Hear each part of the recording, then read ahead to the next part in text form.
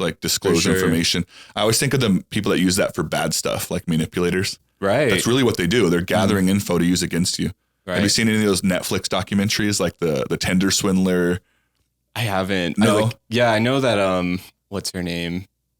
Like the one that pretended like she was rich for a long time. And the Anna Delvey one. Yeah, I've heard about that. That was a biopic, so it wasn't a documentary, but based off a true story. I'm sure there is a documentary on it. Yeah, but yeah, that's another one. She was like conning people. Right. There's one called The Bad Vegan. That's really good about a restaurant in New York. And then the Tinder swindler might be the greatest one because it was like he was Ponzi scheming women. Wow. And it was wild. And I mean the greatest, like intriguing. That's terrible. You shouldn't do that. But he was finding women on Tinder, dating them, convincing them that he was a diamond prince from like Arabia or something. Oh, no. And then and they would believe him because he had a private jet. And it turns out he would eventually ask them for money. Like, I'll pay you back. My enemies are trying to get me. They shut down my cards. Wow. And he would get 1,000, like 50, 60, 70, all the way up to $100,000. And he would use that money from one girl to start swindling the next girl. So he was like Ponzi scheming these women. And the next girl would believe he was a prince because he had the money from the previous girl to get these things. It's wild. You should watch it.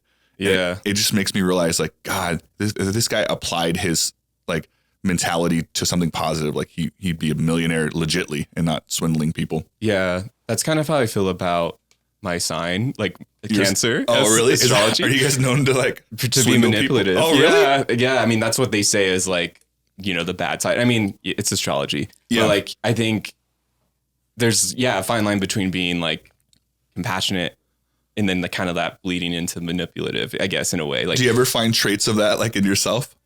I mean, I think it's good to be self-reflective. Like, I don't know. I'm not asking you to like rat yourself out. I don't think that.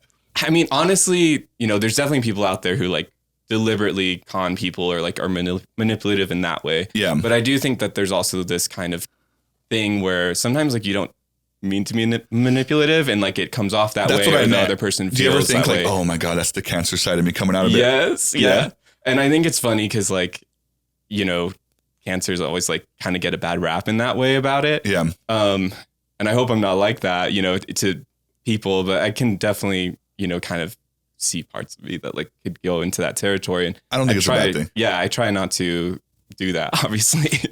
Probably because you're aware that where it could go is probably why you never would. Right. But I don't know anything about Capricorns or signs or anything. Mm-hmm. But I know that and this goes with most people that are social, comedic in nature and like to tell stories a lot. I never do this on purpose, but for comedic reasons, I do it way less now. But like you would like embellish a story a little bit, sure. Like where it's the same story, like, but you just kind of add more like onomatopoeias and adjectives and like sound effects to it. And then it becomes this story and it's not meant to be manipulative or even lie. But it just makes the story better. And I used to do it a lot when I was younger. And then now that I'm older, I do it way less, but I'll catch on to it. Yeah. And I'm like, man, I made that kind of cool story, a really cool story by adding in or exaggerating like certain little things. I mean, that's its own skill though. Like you're a good storyteller. So that is true. See? Yeah. I mean, like, I think anything is a double-edged sword if you like think about it. Very true. So it's just good to center yourself and like, remind yourself of, I guess, like the good intentions there and stuff. Yeah. If it's like a funny, harmless story, but I guess it could be used for bad, right? That's how the Tinder swindler got started. My enemies are trying to murder me. So you're right. It could easily become something like that, but it's a good skill to have for sure. I can definitely entertain a room or I do good in interviews. Yeah. Thanks, man. Yeah.